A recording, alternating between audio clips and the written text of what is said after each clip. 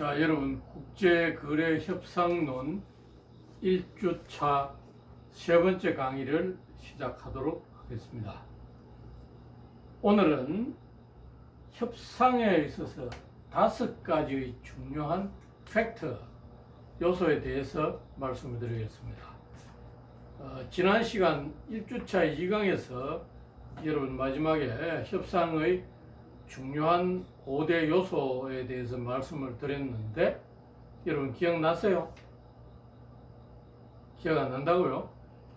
자, 여러분 첫째, 협상에는 분명한 목표가 있다. 협상 목표, 그죠? 자, 여러분 제가 지난 강의 서두에 판치 양이 모자를 사는 걸 얘기했다, 그죠? 자, 모자를 산다. 상인한테 가서 모자상에 가서, 아니면 여러분 아니면 자동차를 산다, 휴대전화를 산다, 아니면 화장품을 산다, 그죠? 그럼 아니면 연인과 결혼을 한다. 이런 결정들이 이 중요한 협상의 과정인데요. 자, 그러니까 모자를 산다 하는 목표가 있다. 자, 그 다음에 미국과 중국이 무역 협상에서 서로에게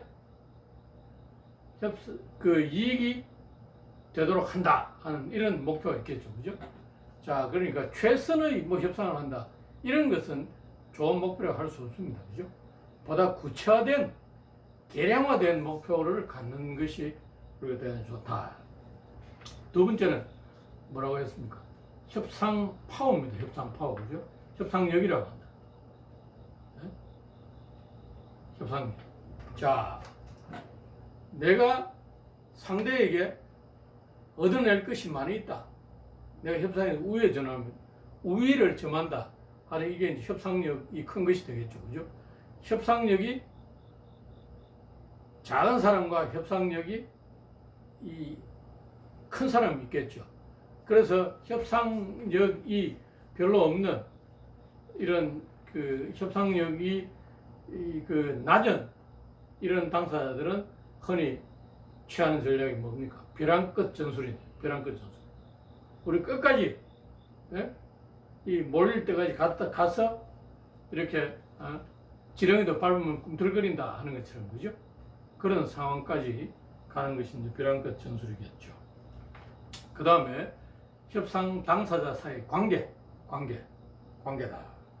그 다음에 best alternative to negotiated agreement, 파트너라고 그러는데, 이런 협상이 결렬되었을 때 취할 수 있는 가장 좋은 대안이 무엇인가? 이 대안을 갖고 있으면 우리는 협상력도 높일 수 있겠죠. 이 대안이 없을 때는 뭡니까? 상대가 제시하는 요구 조건에 끌려갈 수밖에 없는 거죠. 그런 상황이 일어나게 된다. 그 다음에 협상 당사자와 협상 의제, 협상 과정에 관한 여러 가지 정보가 협상의 중요한 5가지의 요소이다. 자, 오늘은 이 5가지 요소에 관해서 하나하나 살펴보도록 하겠습니다. 협상을 한다는 것은 무엇인가를 얻기 위해서 무엇인가 이게 협상의 목적이다, 그죠?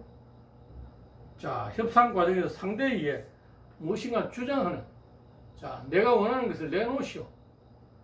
그런데 상대에게 무조건 내놓으라 하기만 하면 그 사람 줍니까? 아니겠죠. 상대가 원하는 것을 줘야 된단 말이에요. 상대의 욕구를 충족시켜 주고 내가 원하는 걸 받아와야 된다. 그게 뭡니까? 서로 주고받는 관계다, 그죠? 자, 이렇게 하기 위해서는 어떻게 합니까? 때로는 상대의 환심을 사기 위해서 이 칭찬을 하기도 하고, 조그만 선물을 주기도 하고, 또 만찬을 베풀기도 하고, 이렇게 하죠. 그러니까 이 동양의 협상하고 서양 문화의 협상이 약간 다르다, 그죠? 동양의 중국이나 한국, 일본과 같은 이런 동양 문화권에서는 어떻습니까? 이 관계를 대단히 중시한다. 관계 지향적인 문화거든요. 그 반면에 서양 같은 경우에는 어떻습니까?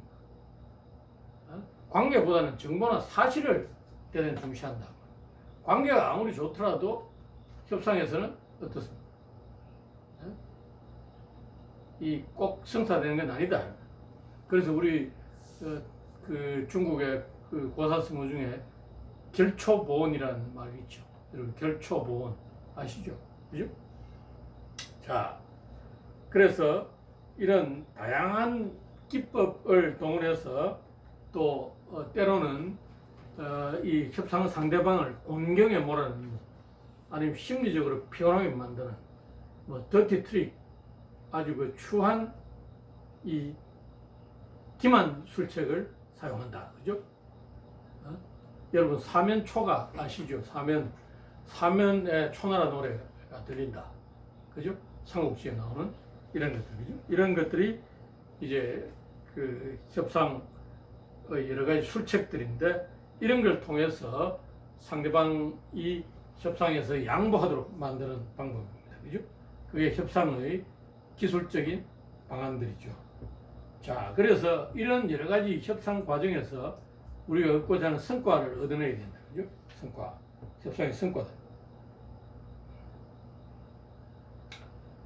여러분 중국 같은 경우에도 이 청나라가 아편 전쟁을 통해서, 아니면 그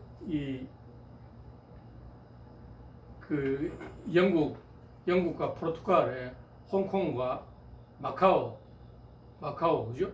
마카오를 그 오랜 기간 조차해준, 빌려줘. 지금은 이제 홍콩이 중국에 반환되었습니다만, 그래서 홍콩에 영어를 쓰고 있지 않습니까? 그죠? 자, 그래서 그런 그 청나라 말기의 중국의 어지러운 그런 국제 정세 속에 홍콩이 그 영국의 조차지로 되었다가 지금까지도 여러분 홍콩이 대단히 혼란스러운 그런 그 상황에 처해 있는데요. 아마 이런 것들이 이 전쟁 이후에 협상을 통해서 이렇게 서로가 이 주고받는 과정에서 그런 결과들이 초래된 것이죠. 그 다음에 우리 대한민국 같은 경우에도 남한, 사우스 코리아하고 노스 코리아가 분단된, 독일은 지금 통일되었습니다만 동독과 서독 간의 이런 경우죠. 이런 것들이 전부 그 협상 과정의 결과로서 드러난 그런 내용들이다. 이렇게 볼 수 있습니다. 자, 협상의 골이라는 것은 협상자가 얻고자 하는 것입니다. 얻고자 하는 것. What I want to have. 내가 무엇을 얻고자 하는가 하는 것을 분명하게 표시해두고, 또 분명하게 리마인드하고 분명하게 기억해야 협상에서 반드시 좋은 성과를 낼 수 있다. 그 다음에 협상의 포지션, negotiation 포지션이란 상대와 협상을 하며 협상자가 초기에 주장, 내세우는 것을 얘기한다. 자, 우리는 이번 협상에서 최소한 이런 것까지는 타결해야 된다. 그죠? 이런 것들이 협상의 포지션이겠죠. 그 다음 협상의 성과는 협상을 통해서 실제 acquired outcome, 얻는 것을 말한다. 그죠? 자, 한중 무역 협상한다. 한중 무역 협상한다. 그러면 뭐 한국에서는 중국에서 들어오는 여러 가지 이런 공산품이라든지 농산품에 대해서 수입 관세를 면제해 준다.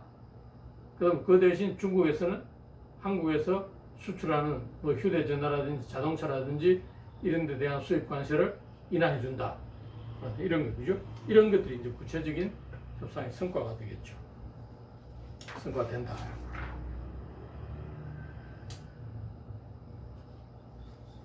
협상의 목표를 설정할 때 여러분 너무 낮은 목표를 설정하기보다는 높은 목표를 설정하는 게 좋다. 그죠? 자, 여러분 우리가 그런 속담이 있죠. 태양을 향해서 손 화살하고 사과나무를 향해서 손 화살하고 어느 화살이 더 멀리 날아갑니까? 여러분 당연히 태양을 향해서 쏜 화살이 멀리 날아가죠. Boys be ambitious. 소년이여 꿈을 가지라 하는 이런 영어의 격언에 있듯이, 그죠? 자, 꿈을 크게 가져야 된다. 꿈을 크게 가짐으로 해서 우리 뭡니까? 그 꿈으로 한 발 다가가는 작은 꿈을 설정하고 그걸 이루는 것보다는 큰 꿈을 해서 노력하면 뭡니까? 예? 호랑이를 그리려고 하면 이 호랑이를 못 그리도 고양이까지 그리는데 처음부터 고양이를 그리려면 어떻습니까? 고양이를 못 그리고 생쥐밖에 못 그리게 되는 그런 경우 생긴단 말이죠. 그죠? 그 다음에 협상에서 협상력, 바게닝 파워라고 합니다. 그죠? 협상력이 강하면 높은 협상 성과를 얻을 수 있습니다. 또 협상 상대와의 관계가 좋으면 좋을수록 더 나은 성과를 올릴 수 있습니다. 그리고 네 번째로 협상에 실패하더라도 우리가 사용할 수 있는, 의존할 수 있는 대안이 있으면 있을수록 보다 협상 성과가 높을 수 있다. 자, 협상이 깨지더라도 우리는 요거 있다. 요거 있다. 미국과 중국의 교육이 당장 성공하지 않더라도 중국은 10억이라는 큰 그 인구가 있기 때문에 내수 시장이 상당히 크죠. 크단 말이에요. 미국에 비해서 미국은 인구가 중국에 비해서는 어떻습니까? 4분의 1, 5분의 1 정도밖에 안 되죠. 안 되니까 그죠? 그런 내수 시장이 중국에 비해서 적다. 그래서 중국이 협상력에서는 또 위에 있을 수 있다. 또 중국은 미국의 농산물, 밀이라든지 콩이라든지 대두라든지 이런 것들을 많이 수입해 주죠. 오렌지라든지 그죠? 그러니까 이 공화당의 지지하고 있는 지지 세력들, 트럼프의 지지 세력들인 백인 전통적인 이 농장주들은 어떻습니까? 중국과의 협상에서 이 중국이 이 대두라든지 미국 농산물을 수입하지 않으면 트럼프를 지지하는데 어려움이 있겠죠. 그죠? 이런 것들처럼. 그 다음에 협상에 관한, 상대에 관한 보다 많은 정보를 가질수록 더 나은 협상 성과를 얻을 수 있습니다. 자, 협상 목표를 설정할 때는 이 낙관적인 목표를 설정을 하는 것도 하나의 방법입니다. 명확한 협상 목표를 설정하고 그 목표를 달성하기 위해서 노력하는 것이 좋은 성과를 얻는 데 도움이 된다 하는 이런 주장이 있습니다. 그 다음에 낮은 협상 목표를 정하면 그 협상 성과가 좋아지기는 어렵습니다. 그죠?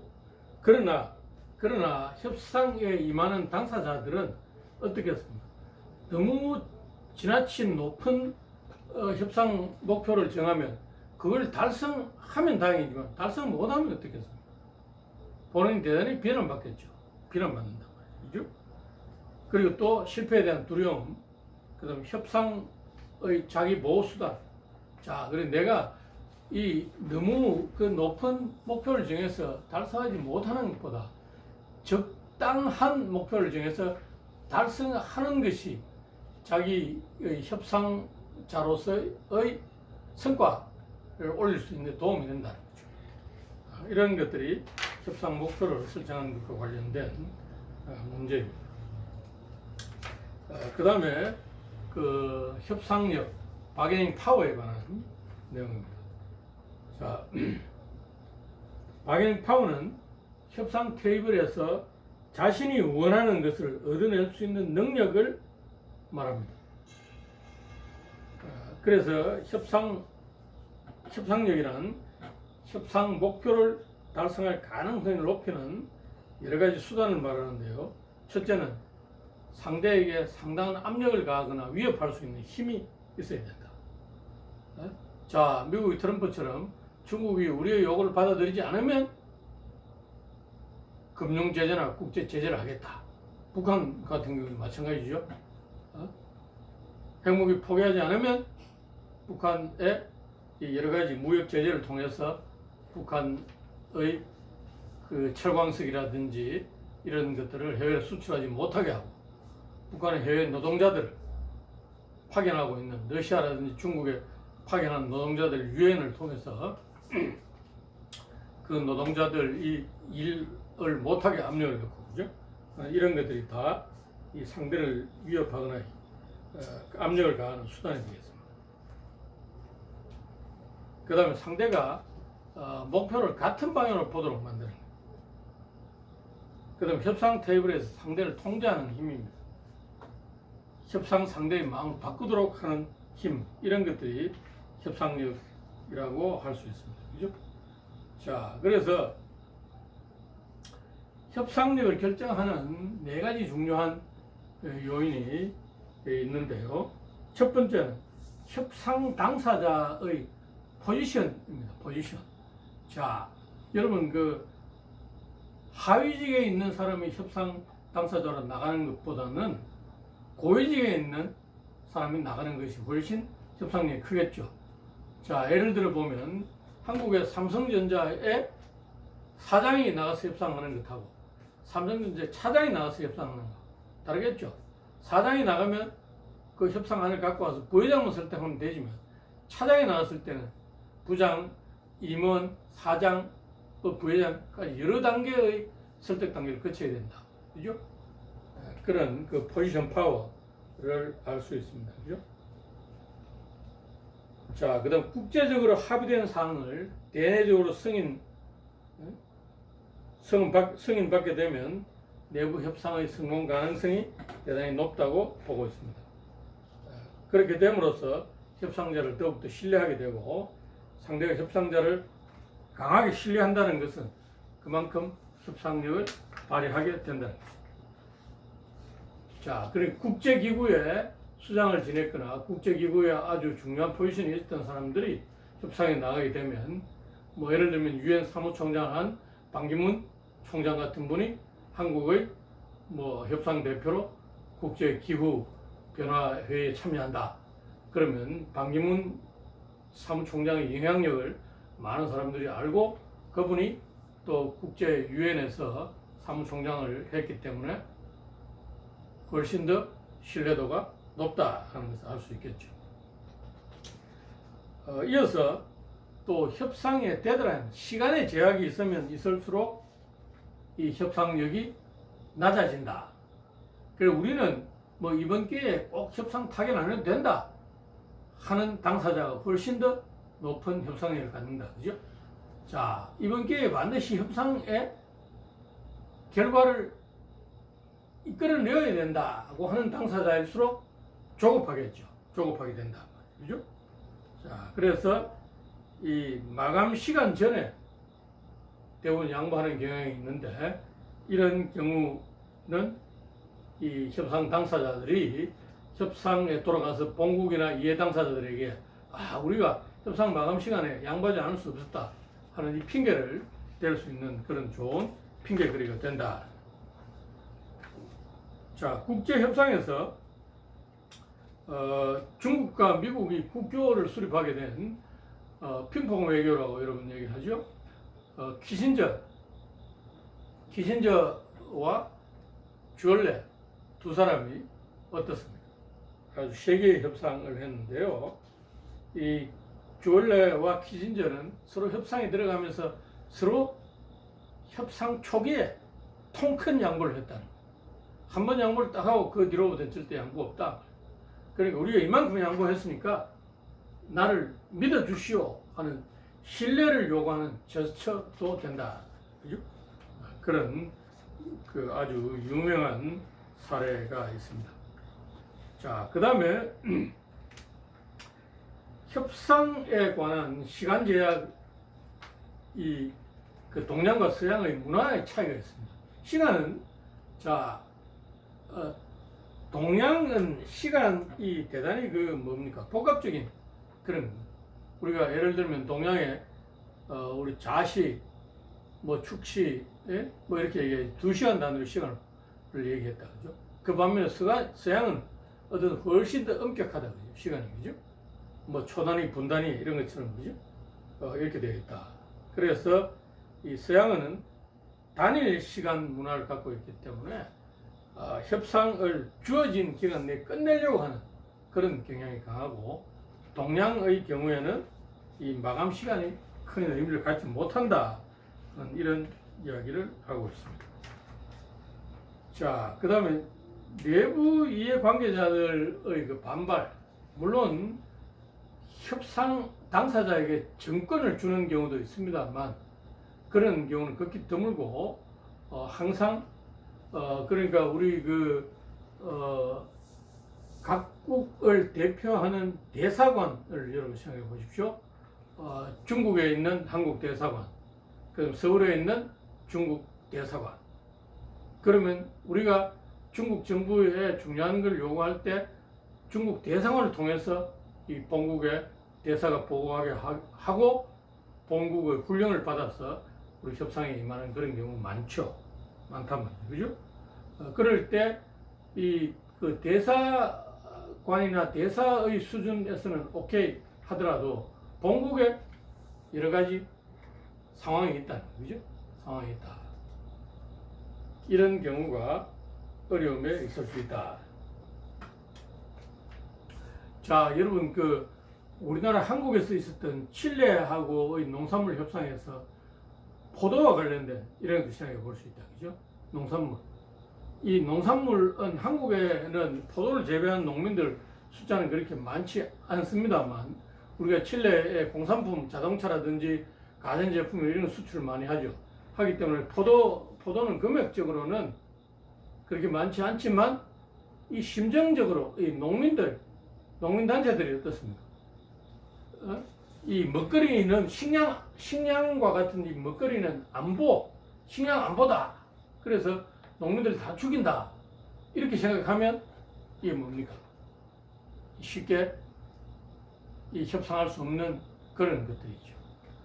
자, 여러분 제가 영주에 있는 영주농협의 사회이사로 지금 재직하고 있습니다.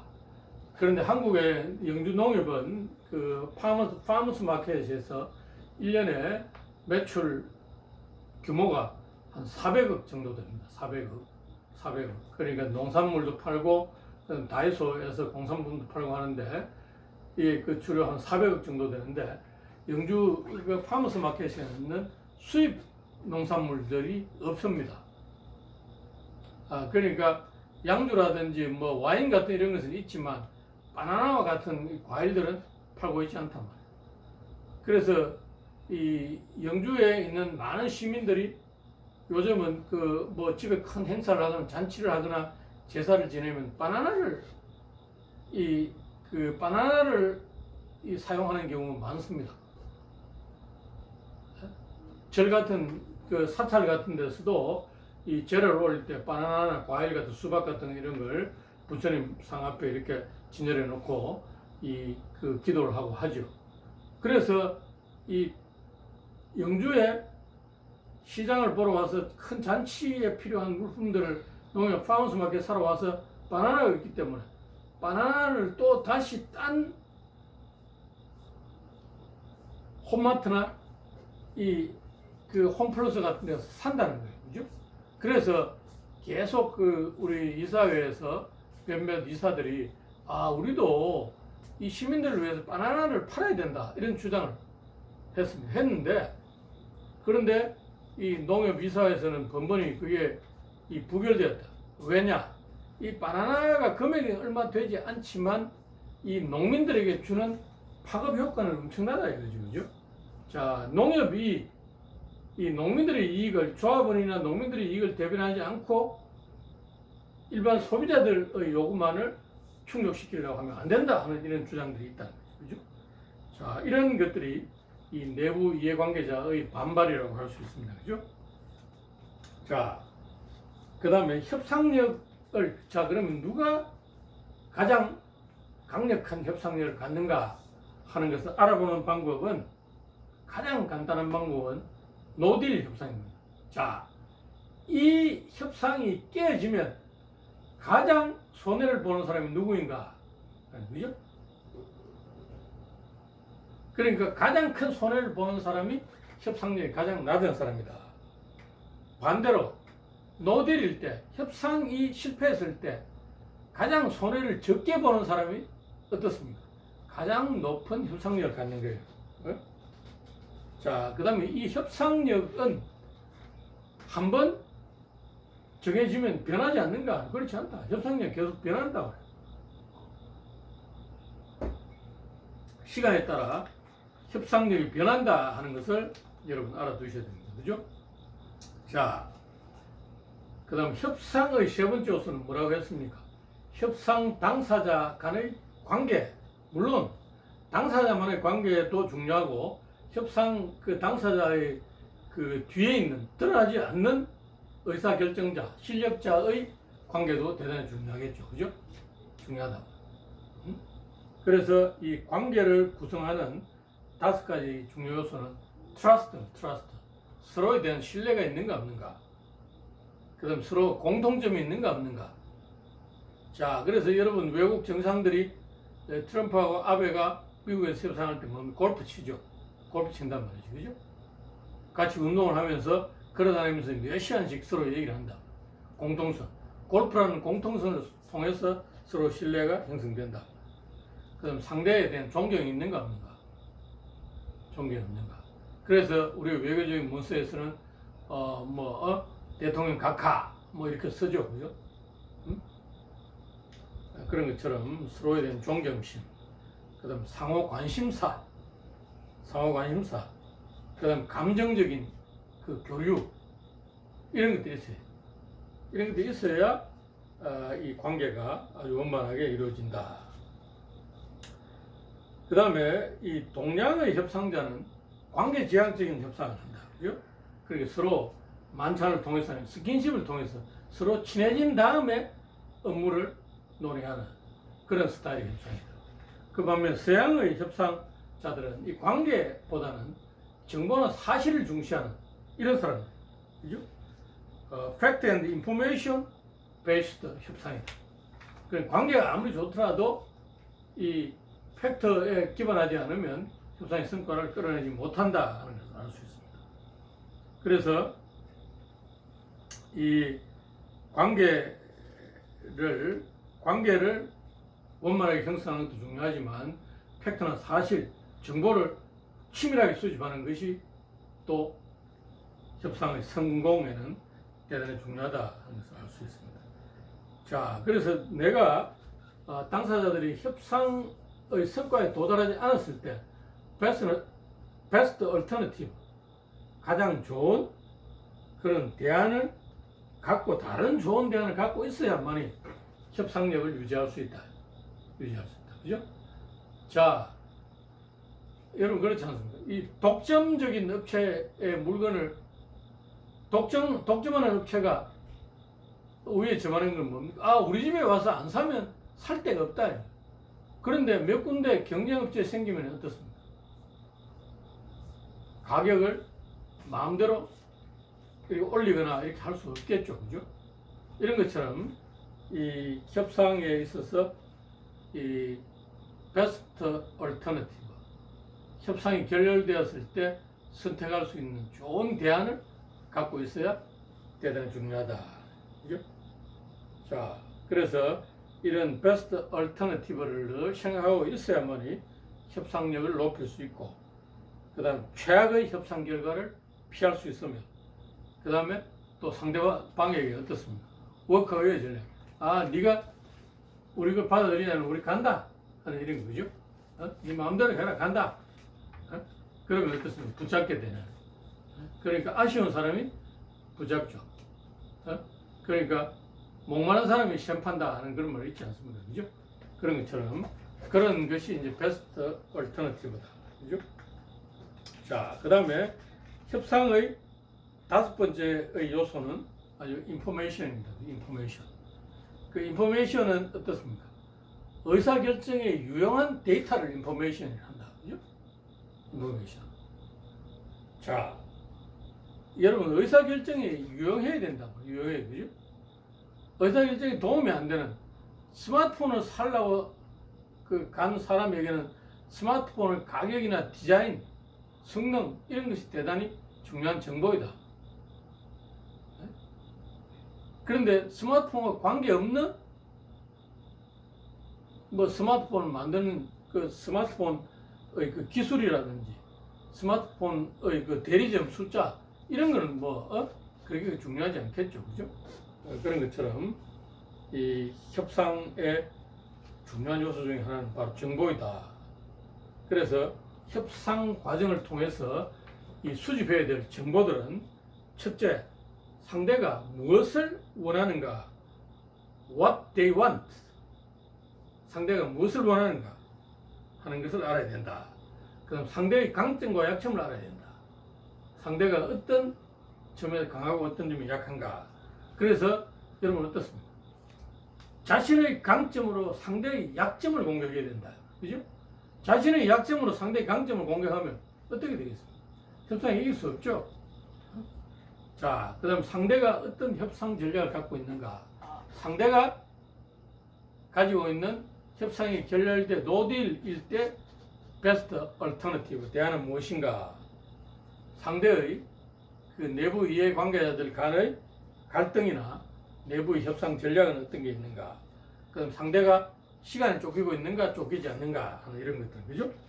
그 다음에 협상 대표가 갖고 있는 개인적인 지위, 저 사람이 조직 내에서 포지션 파워가 있는가, 아니면 최고 경영자의 신뢰를 얻는가 하는 게 대단히 중요하다. 저 사람이 곧 임기가 끝나서 교체될 사람인가, 아니면 교체될 사람인가, 연임이 될 사람인가, 이런 것들, 그죠? 또 협상 개인에 대한 사생활도 대단히 중요하겠죠. 자, 우리 그 중국과 미국이 협상하는데 미국의 무역 대표가 그 별거 중이고 부인과의 관계가 안 좋다. 그러면 어떻습니까? 이 협상 올 때마다 이 조그만 선물을 당신 부인에게 갖다 주시오 하면 부인 갖다 주고 그 다음날 선물 전해주고 나서 협상 대표에게 물어봅니다. 당신 부인이 그 선물 좋아합니까? 그럼 이 사람은 대단히 스트레스 받겠죠. 부인하고 지금 별거 중인데 계속 부인 선물을 주니까, 그죠? 그럼 혼란스러운 거예요. 이런 고통받는 빨리 협상 끝내자 이렇게 생각할 수도 있다는 거예요, 그죠? 그런 것을 우리가 더티 트릭이라고 추하긴 하지만 아주 상대를 혼란에 빠뜨리는 전술적인 방법이라고 할 수 있습니다. 자, 가능한 한 정보를 많이 수집하고 믿을 만한 정보를 수집해야 되고, 또 정보를 내가 일방적으로 자기 건 숨기고 상대의 정보만 얻어서는 안 되죠. 그래 상대에게 필요한 정보를 줘야 된다. 그런 것들이 대단히 중요합니다. 자, 여러분, 국제거래협상론 1주차 3강은 협상의 중요한 5가지 요소에 대해서 설명하였습니다. 여러분, 강의를 잘 들으셨습니까? 오늘 강의는 여기까지입니다. 수고 많으셨습니다.